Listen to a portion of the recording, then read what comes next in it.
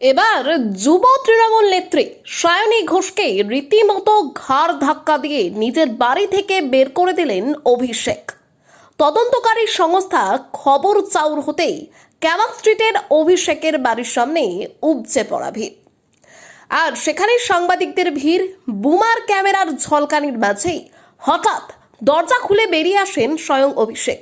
চোখে মুখে স্পষ্ট রাগের ছাপ, আক্ষরিক অর্থে তিনি যেন রেগে আগুন।